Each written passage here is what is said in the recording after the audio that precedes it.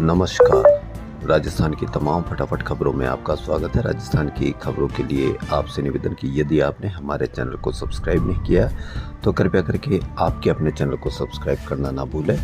आप सब्सक्राइब करते हैं तो हमें हिम्मत होती है सही और सच्ची खबरें आप तक पहुंचाने की।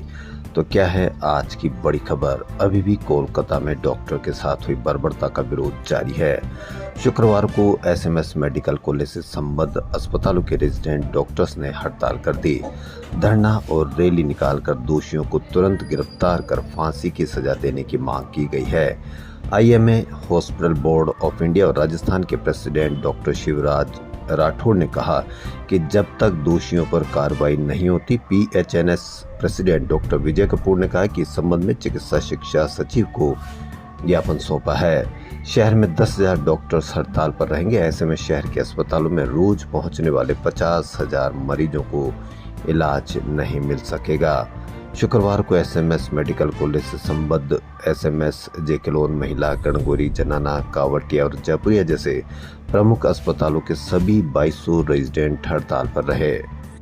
इससे रोजाना होने वाले ऑपरेशंस की संख्या 60% घट गई है। शुक्रवार को सरकारी अस्पतालों में इमरजेंसी के ऑपरेशन में भी वेटिंग रही और सीनियर डॉक्टर्स को रेजिडेंट को अपने स्तर पर बुलाना पड़ा।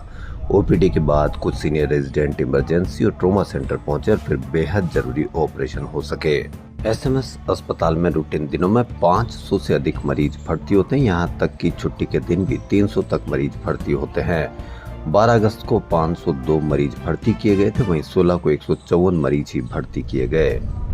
हड़ताल को आप कहां तक उचित मानते हैं, यह अवश्य बताएं, क्योंकि हड़ताल से एक इलाज मिलने वाले को हजारों आदमी बेवजह मौत के कगार पर पहुंच जाते हैं।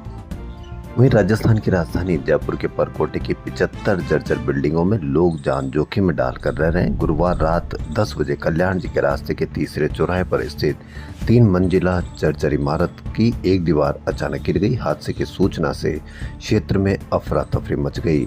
हेरिटेज निगम आयुक्त अभिषेक सुराणा टीम के साथ मौके पर पहुंचे तो देखा कि मकान झुककर पास की 4 मंजिला बिल्डिंग से टिका हुआ है। इस पर मकान में रह रहे लोगों और आसपास के मकानों के लोगों को अन्य जगह शिफ्ट किया गया। इसके बाद मकान के चारों ओर बैरिकेडिंग की गई। शुक्रवार सुबह 9:40 पर हेरिटेज निगम ने एक्सपर्ट की मदद से जर्जर मकान को धराशायी कर दिया गया। एक अन्य जर्जर इमारत को भी गिराया गया। लोकसभा सचिवालय के आदेश के 14 दिन बाद राज्य सरकार ने आईएएस गौरव गोयल का ट्रांसफर आदेश जारी कर दिया। आईएएस जोगाराम को श्रम सचिव का एडिशनल चार्ज दिया गया है।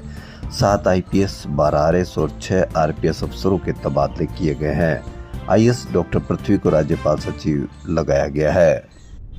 बारिश और लापरवाही दर्जन भर कॉलोनी के लिए आफत बन गई। 15 अगस्त को शाम 5 बजे 1.5 घंटे तेज बारिश शुरू होते ही जयपुर में कई जगह सैलाब बनकर दोनों तरफ बसी कॉलोनियों मग्न हो गया। डिवाइडर तोड़कर निकाला गया पानी। वहीं 3 दिन से बारिश का पानी नहीं निकालने से जवाहर नगर कच्ची बस्ती में दिल्ली बाईपास जाम कर दिया। 3 दिन से भूखे प्यासे लोग रात 8 बजे सड़क पर उतर आए और प्रशासन के खिलाफ जमकर नारेबाजी की। वहीं राजस्थान से एक और दुखद भरी खबर। शहर के यानी उदयपुर के एक राजकीय उच्च माध्यमिक विद्यालय में शुक्रवार को 10:30 बजे लंच टाइम में एक छात्र ने दूसरे सहपाठी छात्र पर चाकू से हमला कर दिया। दूसरे छात्र को 3-4 घाव कमर व जांघों पर हुए। वह खून से लथपथ हो गया। घायल छात्र को आनंद फानन में एमबी अस्पताल में भर्ती कराया गया, जहां ऑपरेशन के बाद वह वेंटिलेटर पर है। कलेक्टर अरविंद पोसवाल ने बताया कि घायल छात्र खतरे से बाहर है, यानी कि अब सुरक्षित है। पुलिस ने आरोपी नाबालिग छात्र को डिटेन कर उसके पिता को गिरफ्तार किया है। पूछताछ की जा रही है, लेकिन ये खबर आग की तरह शहर में फैली। लोग विरोध में सड़कों पर उतर आए। आक्रोशित लोगों ने विरोध में प्रमुख बाजार बंद करा दिए। मॉल में तोड़फोड़ की गई, वाहन पलट दिए गए। 2 जगह 7-8 गाड़ियां फूंक दी गई। जयपुर के पेशे से कॉन्ट्रैक्टर पुष्पेंद्र उपाध्याय पिछले 7 साल से शो किया छाया चित्रकारी कर रहे हैं। पिछले साल उन्होंने अपनी कला की पहली प्रदर्शनी जवाहर कला केंद्र में आयोजित की थी, जिसमें उन्होंने पहाड़ों के सौंदर्य के प्रदर्शित किया था। नगर निगम ग्रेटर की ओर से शुक्रवार को सांकेतिक रूप से रक्षाबंधन पर्व मनाया गया। महापौर डॉक्टर सौम्या गुर्जर ने मुख्यालय के स्वच्छता योद्धाओं और वृक्षों को गाय के गोबर, कागज व बीज से बने गोमय राखी बांधकर उनसे 3 वचन लिए। महापौर ने पहली राखी निगम मुख्यालय पर लगे अशोक के वृक्ष को रक्षा सूत्र बांधकर एक पेड़ मां के नाम पौधे लगाने तथा पर्यावरण संरक्षण की शपथ भी ली।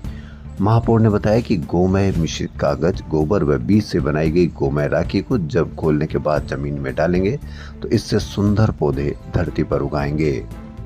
लगता है भाषा का स्तर हर जगह गिरता हुआ दिखाई दे रहा है। भाजपा के राष्ट्रीय प्रवक्ता गौरव भाटिया ने शुक्रवार को भाजपा प्रदेश कार्यालय पर प्रेस वार्ता को संबोधित करते हुए trainee doctor rape murder case मामले में पश्चिम बंगाल की मुख्यमंत्री ममता बनर्जी सहित इंडी गठबंधन को राजनीतिक गिद्धों का समूह बताया। राजनीतिक गिद्ध, ये कैसी भाषा हो सकती है? अब आप इस पर अवश्य कमेंट करें। वहीं मुख्यमंत्री भजनलाल शर्मा ने शुक्रवार को मुख्यमंत्री निवास पर पूर्व प्रधानमंत्री अटल बिहारी वाजपेयी की पुण्यतिथि पर पुष्प अर्पित कर श्रद्धांजलि दी। भजनलाल शर्मा ने कहा कि भारतीय राजनीति के अजात शत्रु भारत रत्न वाजपेयी राजनीति के पुरोधा थे। प्रखर वक्ता एवं कुशल राजनेता वाजपेयी ने राजनीति में उच्च आदर्शों की स्थापना कर देश को एक नई दिशा देने में अहम भूमिका निभाई। वहीं मुख्यमंत्री भजनलाल शर्मा ने कहा कि राज्य सरकार अपनी जन कल्याणकारी योजनाओं, नीति और विकास कार्यों के माध्यम से राजस्थान के हर क्षेत्र में समृद्धि लाने के लिए कार्य कर रही है और पिछले 8 माह के अल्प समय में प्रदेश के विकास के लिए कई अहम फैसले लिए गए हैं। उन्होंने हर नागरिक से प्रदेश की विकास यात्रा में सहभागी बनने का आह्वान करते हुए कहा कि हम सभी मिलकर राजस्थान को प्रगति की एक नई ऊंचाइयों पर ले जाने के लिए कार्य करें।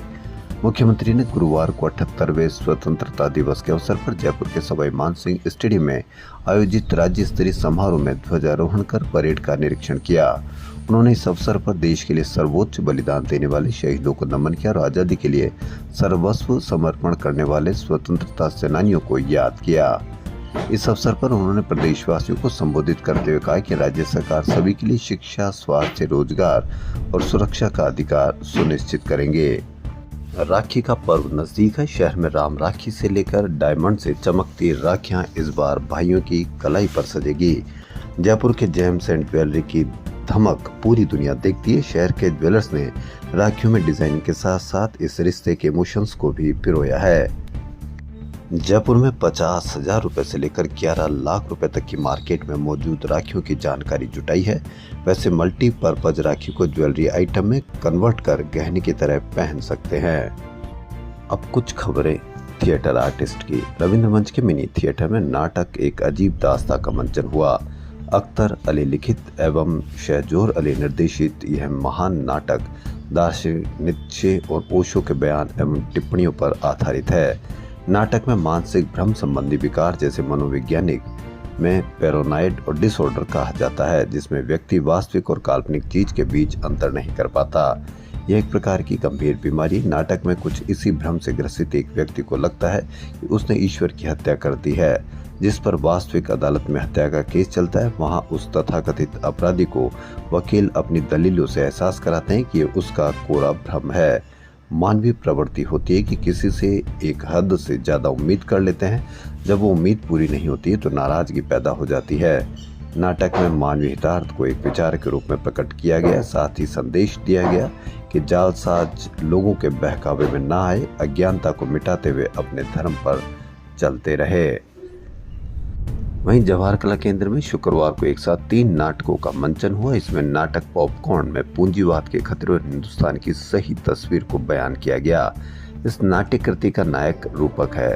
देश के 90% आबादी का प्रतीक रूपक शिक्षित है, एमए है, फिर भी बेरोजगार है। क्यों बेरोजगार, इसका जवाब देने वाला नाटक में अन्य कोई पात्र नहीं है, बस रूपक ही है जो दर्शकों से सवाल भी करता जाता है और जवाब भी देता है। दर्शकों से वार्तालाप करती है नाट्य कृति अपनी शिल्पगत विशेषताओं के चलते भी इस मायने में अनूठी है कि रोजमर्रा के चिरपरिचित शब्द और निखालिस देसी मुहावरे और जुमलों की इसमें भरमार है। नाटक के दृश्यों में देखने को मिलता है कि उदारीकरण के चलते संवेदनहीन हो चुके समाज में आज अच्छा आदमी नदारद है। रविवार शाम को 7 बजे दीप स्मृति ऑडिटोरियम जयपुर के मानसरोवर में स्टैंड अप कॉमेडियन अनुभव सिंह बस्सी का ये 1.5 घंटे का शो है, तो इसलिए आप सभी तैयार रहें। जयपुर में आ रहा है स्टैंड अप कॉमेडियन अनुभव सिंह बस्सी।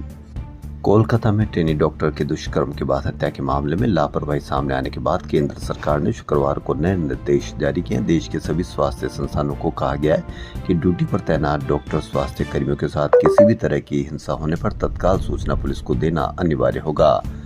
आदेश में कहा गया कि घटना के अधिकतम 6 घंटे के भीतर एफआईआर दर्ज करवानी चाहिए।